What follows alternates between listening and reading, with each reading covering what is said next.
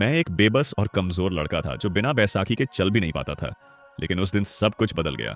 लोग मुझे एक लाचार लड़का समझते थे और मैं यही चाहता भी था, क्योंकि अगर किसी को मेरी असली ताकत का पता चल जाता तो मेरी जिंदगी कभी सामान्य नहीं रहती। हर सुबह मैं स्कूल बैसाखी के सहारे जाता था। जो भी मुझे देखता यही समझता कि मैं ठीक से चल भी नहीं सकता, लेकिन किसी को नहीं पता था कि मैं ये सब जानबूझकर कर रहा हूँ। उस दिन भी सब कुछ सामान्य था। तभी मेरी नजर स्कूल के कॉरिडोर में पड़े एक हंगामे पर गई।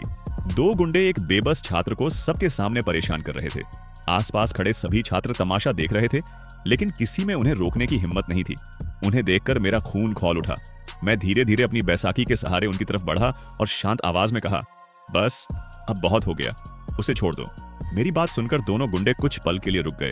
शायद उन्हें समझ नहीं आ रहा था कि एक लंगड़ा लड़का उन्हें रोकने की हिम्मत कैसे कर सकता है, क्योंकि उन्हें मेरी असली ताकत का जरा भी अंदाजा नहीं था। इसलिए उन्होंने तुरंत कोई कदम नहीं उठाया।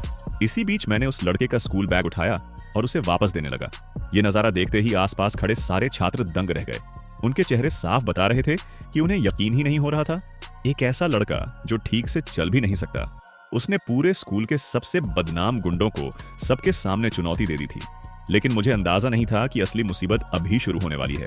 दोपहर के ब्रेक में अचानक पूरी क्लास के बाहर सन्नाटा छा गया। सीनियर ईयर का सबसे खतरनाक लड़का अपने साथियों के साथ सीधे मेरी क्लास में आ पहुंचा। उसने ऊंची आवाज में पूछा, यहाँ सॉन्ग्युन कौन है? मैंने बिना डरे हाथ उठाया, मैं हूं। मुझे देखते ही उसने मेरी बैसाखी पर नजर डाली और उसके चेहरे पर तिरस्कार भरी मुस्कान आ गई, जैसे उसे यकीन ही ना हो कि सामने खड़ा यही लड़का उसके लोगों से भिड़ गया था। वह हंसते हुए बोला, तू ही है? मजाक कर रहा है क्या? फिर उसकी मुस्कान अचानक गायब हो गई। वह मेरी आंखों में देखते हुए बोला, आज स्कूल खत्म होने के बाद मेरे साथ चलना। मैंने शांत आवाज में पूछा, क्यों? उसने गुस्से से जवाब दिया, तुझे खुद पता है क्यों? मेरे लोगों पर हाथ उठाने की कीमत तो चुकानी पड़ेगी। मैंने उसकी तरफ बिना पलक झपकाए देखा।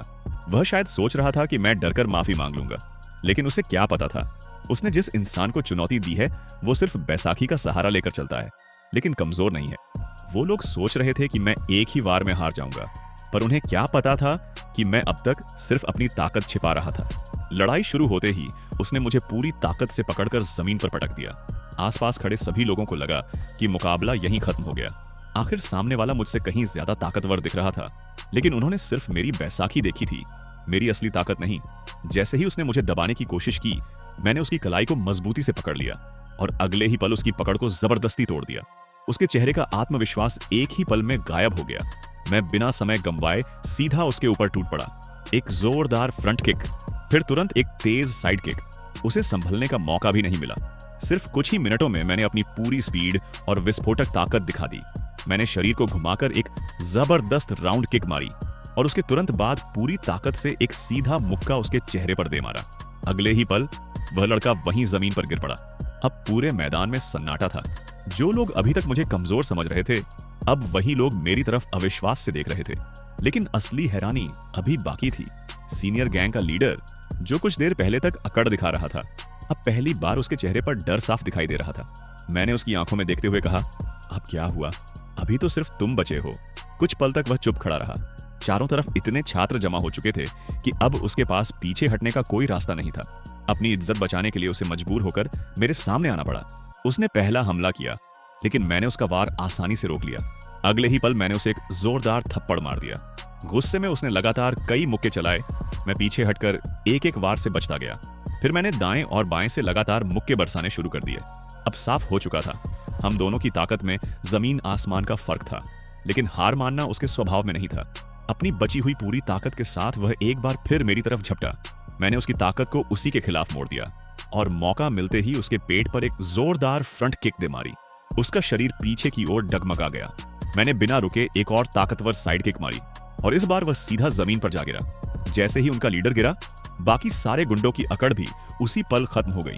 मैंने उनकी तरफ देखते हुए शांत लेकिन सख्त आवाज में कहा, आज के बाद किसी कमजोर छात्र को हाथ मत लगाना, किसी बच्चे से पैसे मत छीनना और इस स्कूल में दोबारा किसी को डराने की कोशिश मत करना। वे सब बिना कुछ बोले शर्मिंदा होकर वहां से चले गए। जैसे ही वे गए, पूरा मैदान तालियों और खुशियों की आवाज से गूंज उठा। सभी छात्रों के चेहरों पर पहली बार राहत दिखाई दे रही थी। मैंने जो भी मुक्का मारा वो किसी से नफरत की वजह से नहीं था। मैं सिर्फ स्कूल में होने वाली बदमाशी को हमेशा के लिए रोकना चाहता था। मैं चाहता तो उन्हें और बुरी तरह हरा सकता था, लेकिन मैंने ऐसा नहीं किया, क्योंकि असली ताकत किसी को तोड़ने में नहीं, बल्कि सही रास्ता दिखाने में होती है। ताकत तुम्हें शक्तिशाली नहीं बनाती। तुम अपनी ताकत का इस्तेमाल किसके लिए करते हो, यही तय करता है कि तुम सच में कौन हो। लेकिन मुझे बिल्कुल भी अंदाजा नहीं था कि ये लड़ाई मेरी जिंदगी की सबसे बड़ी मुसीबत की सिर्फ शुरुआत थी। उस लड़ाई के बाद सब मुझे बहादुर समझने लगे, लेकिन सच तो ये था कि मेरी असली कहानी अभी शुरू भी नहीं हुई थी।